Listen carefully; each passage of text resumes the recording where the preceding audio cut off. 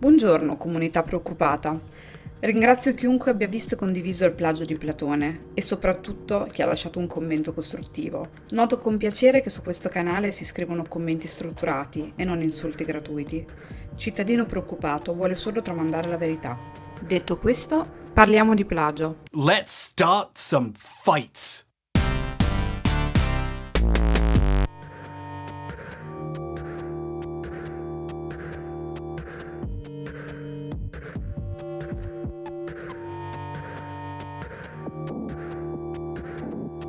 We're going to talk about plagiarism on YouTube, what exactly it is, why it's wrong, and the many unintended side effects. Only then can we begin to talk about what to do about it, or at least what I'm going to do to try to put some of it right. I'm going to use a few relatively well-known examples you might have heard of already, and some new ones I found just for this video. I could even ruin some of your favourite YouTubers for you.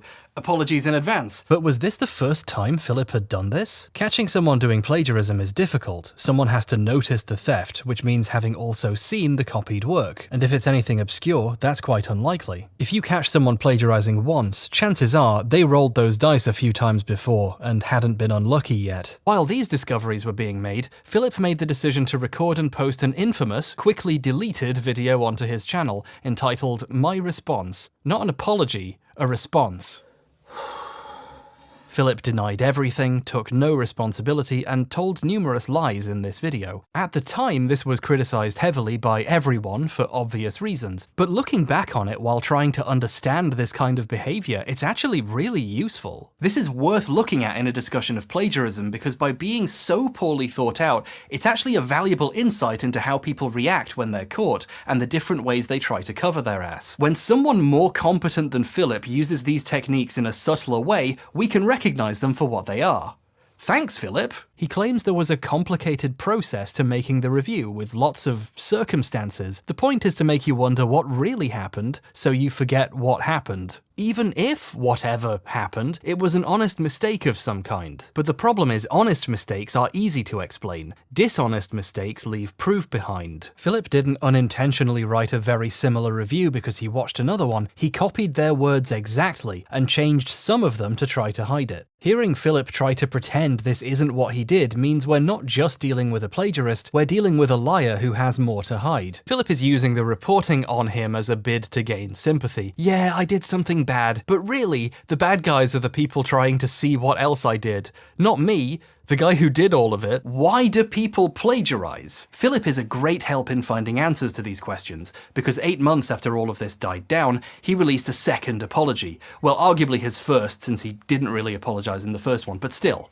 Hey everyone, I'm not here to make any excuses or to try and justify my actions. I'm only here to apologize to the people that I've wronged. He says sorry directly to several of the people he copied from, but to avoid making himself look too bad, he doesn't mention the forum post or the time he stole from someone else at IGN or a bunch of the other places. He also doesn't apologize for denying everything, pretending it was an accident, or accusing specific journalists of being out to get him by reporting on it. I think this points to what this apology is actually about, which is appearing more humble and honest to try and repair his reputation. Admitting to the truly embarrassing stuff, or the dishonest shit he said when he was caught, would just make him seem disingenuous. It's hard to come off as honest if the apology includes lying to your face in the past. The explanation lies in a little thing he said in apology number 3.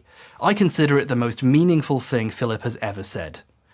It's not true, but it's meaningful. So I took from sources who I trusted and respected and I agreed with, and I tried to change them in a way that I would say it. Philip claims he sought out reviews from other people he respected to steal and learn from.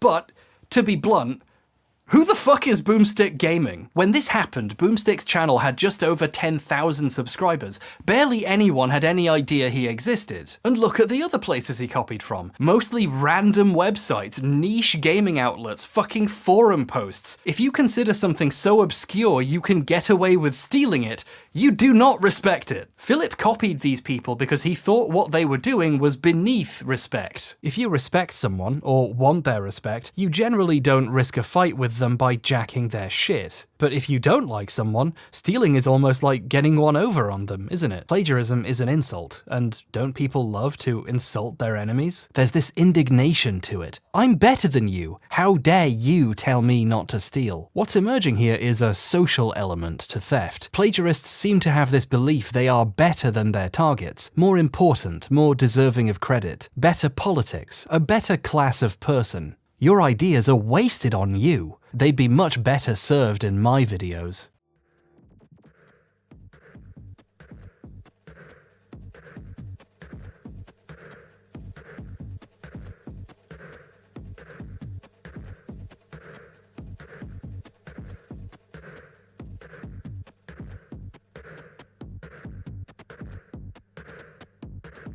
Buona domenica!